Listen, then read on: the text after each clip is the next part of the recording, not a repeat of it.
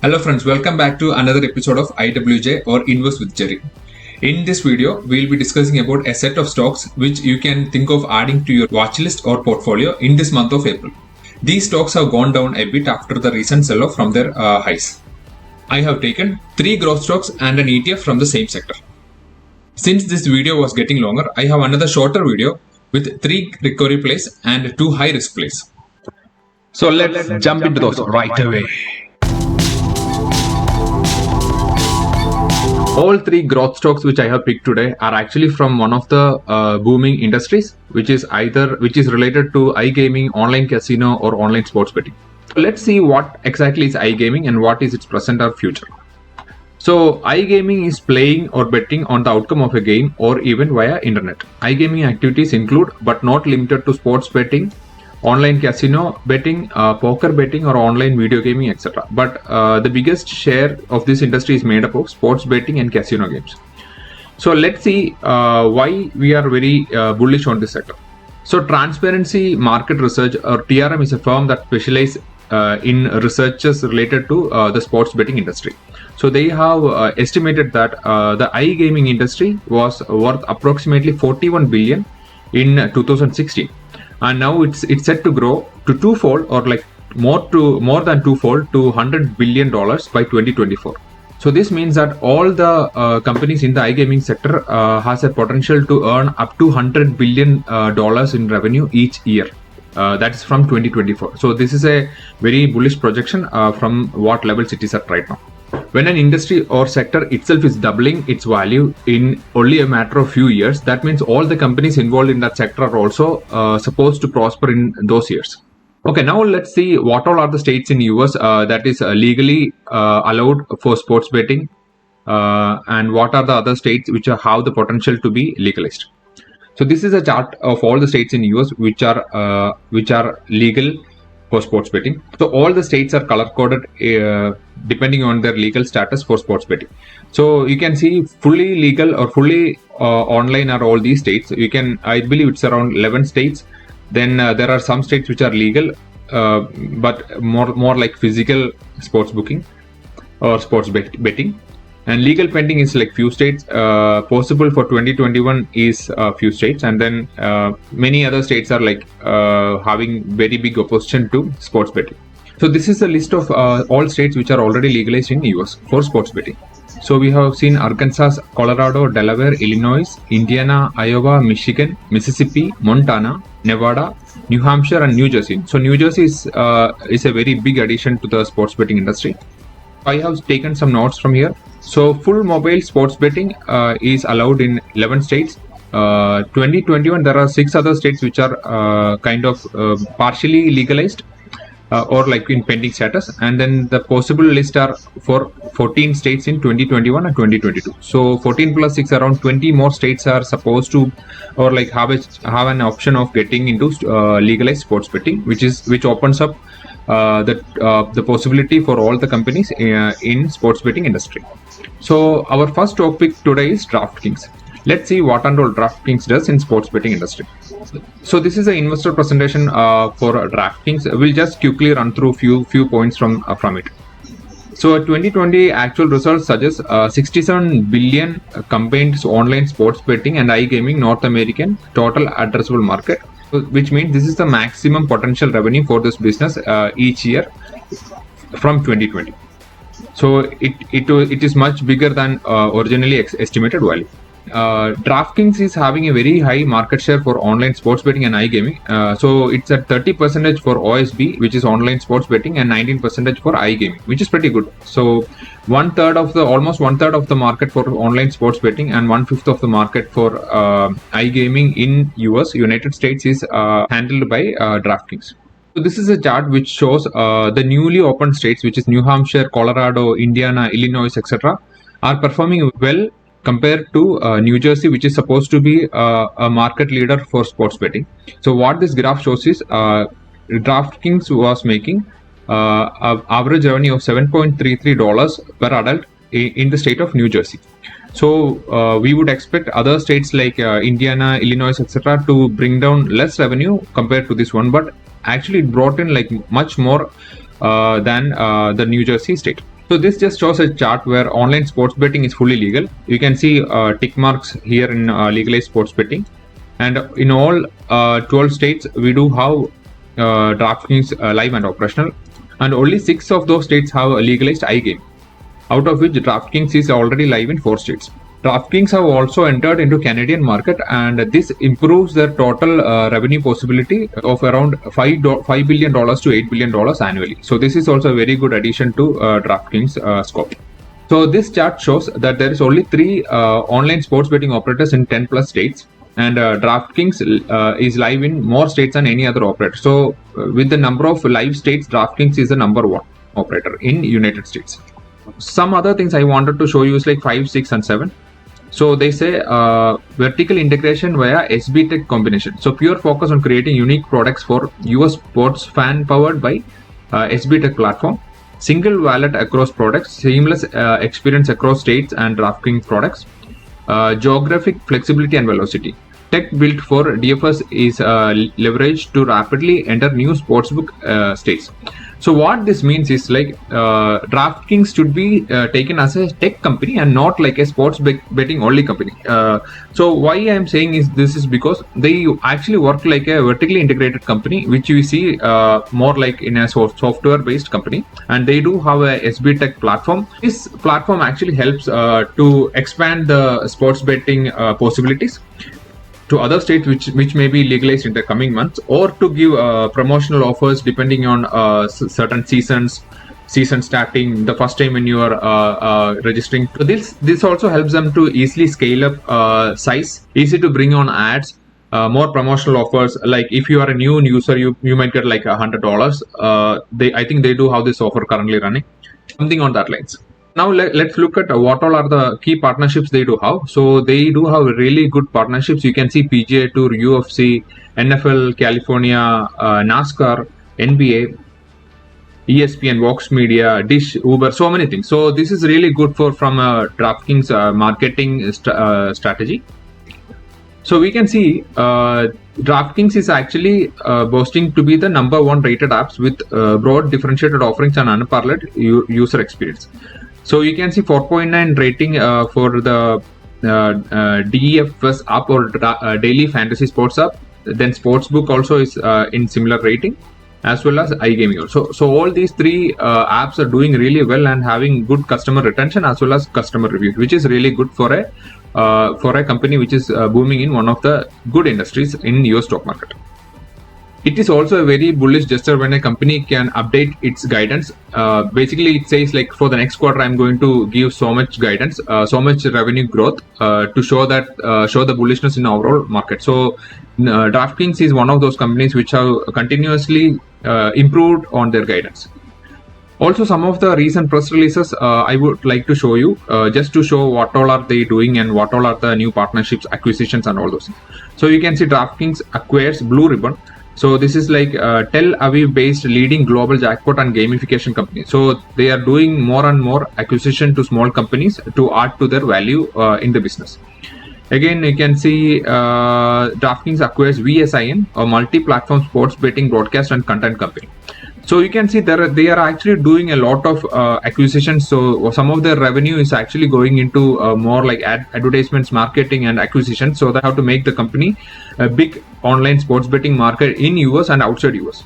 Recently, DraftKings also made good deals with WWE, also with the UFC and all. So this is just from March I am seeing. So there are a lot of news related to DraftKings, and when the company does good, they can do all these acquisitions, partnerships and all those things, and even revenue guidance updates. So you can see the market cap of DraftKings is at 25 billion right now.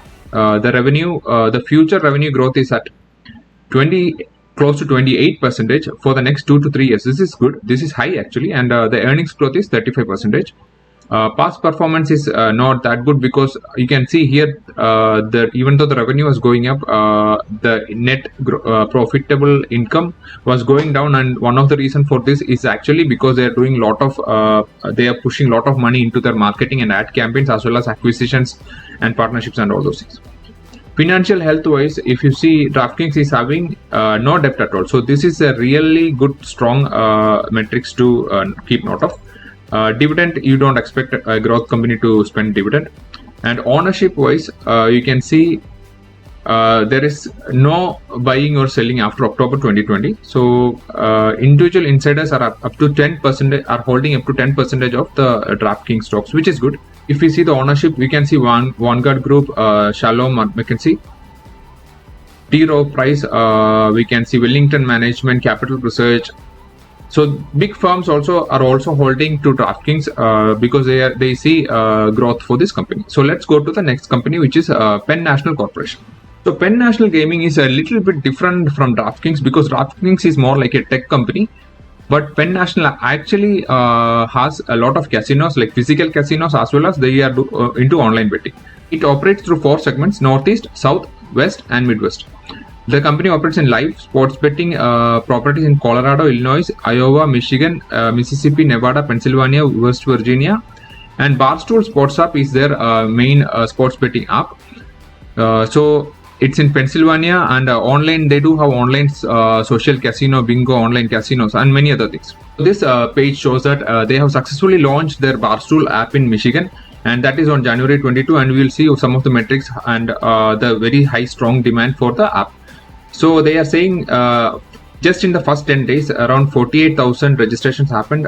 26,000 of them were did their first deposits. 27 million handles were made, and 3.3 million gross gaming revenue was generated in just the first 10 days. So this is very strong starting metrics for Barstool app in Michigan. They are saying we recently integrated MyChoice into Barstool Sports app and introduced our new iCasino product to Michigan on February 1. So now they are saying once they added their MyChoice functionality to the Sportsbook app, in the first 2 days of this operation, Barstool iCasino converted nearly 15% of Michigan Sportsbook customers. So in this page, they say investments in growth projects on track. So when a company like Penn National is actually continuing to do more constructions for their casinos, so that shows a level of optimism from the company management that the company is going to do good in the near future. So Penn National is expanding to its 20th state, and it has opened a casino, or like it has acquired a casino in Maryland. Then they are saying accelerated investment in technology to enhance customer experience. So here they are mentioning about their main sports betting app, which is the Barstool app. And they mentioned resumed construction of Hollywood casinos in both York and Morgantown. So all these shows a bullishness from the management as well. So that is really good to see. So they are showing that net income for the recent quarter is actually at 13 million. So basically from a negative, you can see in 2019 they had a negative 93 million or loss of 93 million, which they have turned it back to 13 million profitability, which is again a good sign, and it is supposed to grow better and bigger in the coming years. Some other news related to Penn National is like on March 17th, Penn National was approved to offer mobile and online Barstool Sportsbook in Virginia.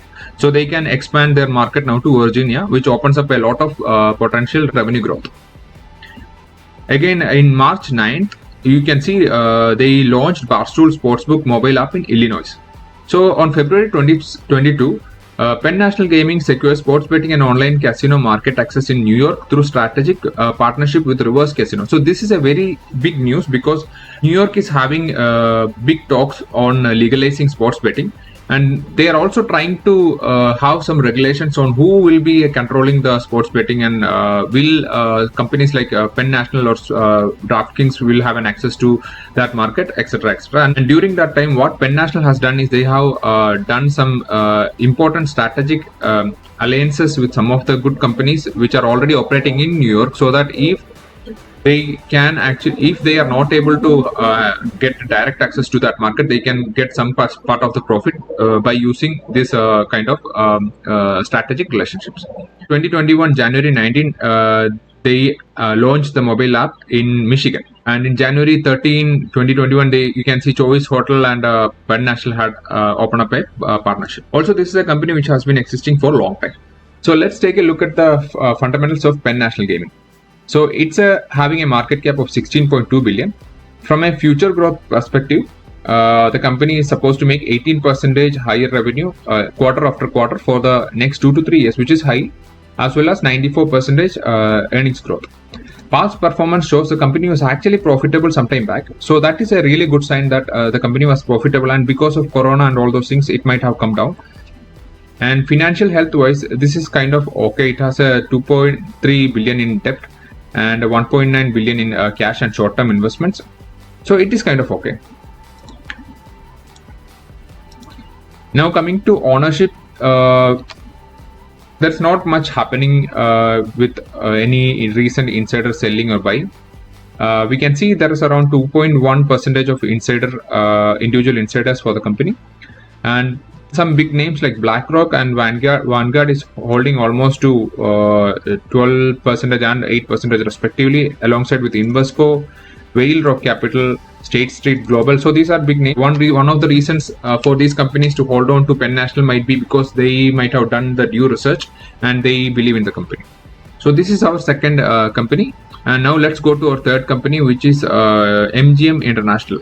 So MGM International, they owns and operates casinos, hotels, entertainment resorts in United States and Macau. Macau is in China, and they do have their major segments are in Las Vegas Strip resorts, regional operations, and MGM China. They do also have a very big profitable app, which is like the BetMGM app. So now let's go to the investor presentation for MGM International.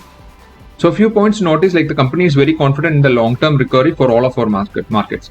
Optimistic about a recovery in Las Vegas and Macau. However, near-term business trends remain impacted by COVID-19 trends. They also mentioned they permanently reduce approximately 450 million of domestic expense relative to 2019 level. So that's really good cost cutting, which is good.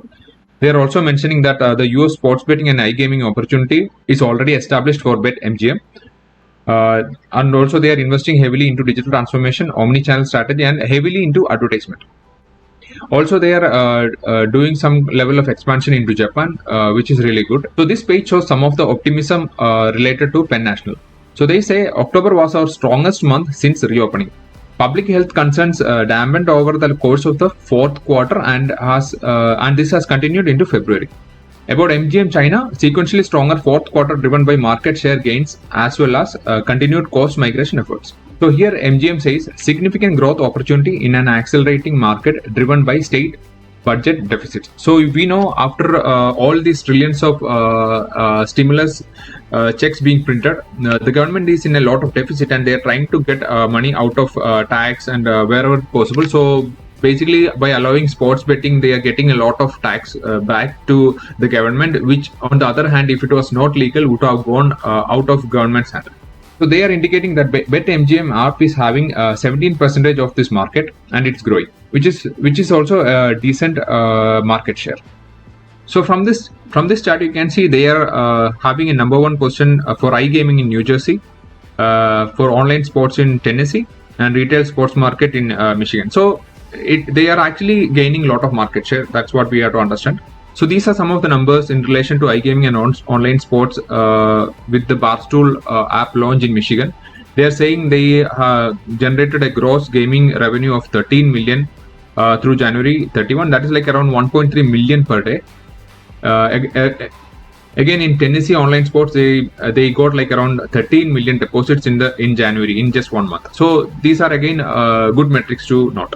So here there is another financial chart which says MGM China's market outperformance. So the gross gaming revenue market share in fourth quarter 2020 was 12.6%, well above that of the 7 past quarters. So this shows how much people are into sports betting and how much the pent-up demand has accelerated sports betting demand going forward. So similar to DraftKings, BetMGM also has secured market access in 23 markets, and it is also live and operational in 12 states. Also, it expects to being live in approximately 20 markets by year-end 2021 with access to 40% of US adult population. So let me also show you some of the news and the recent partnerships for MGM.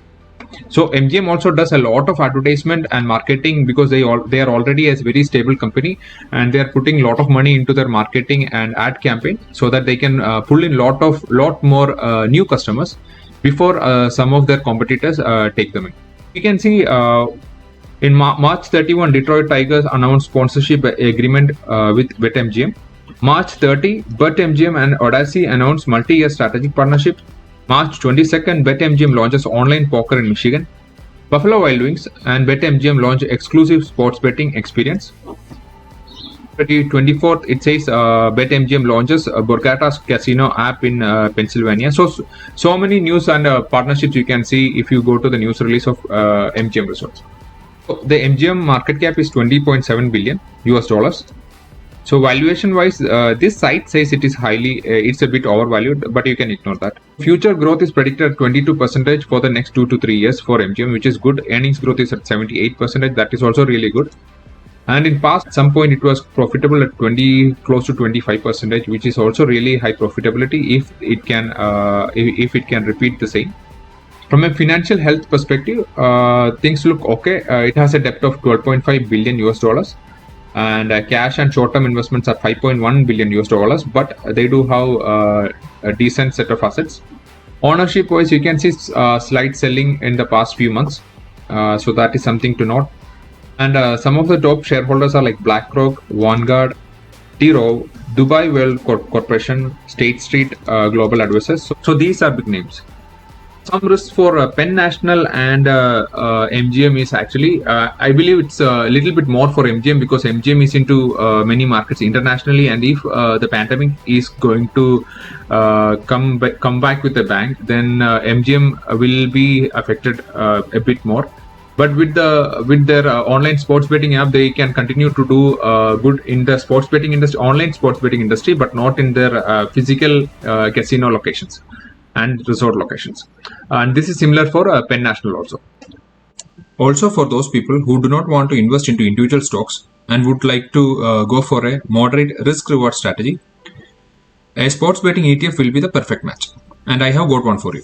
So here you can see the Roundhill Sports Betting and iGaming ETF, which is known by the name BETS. So it's at 31.96 as of today's market close.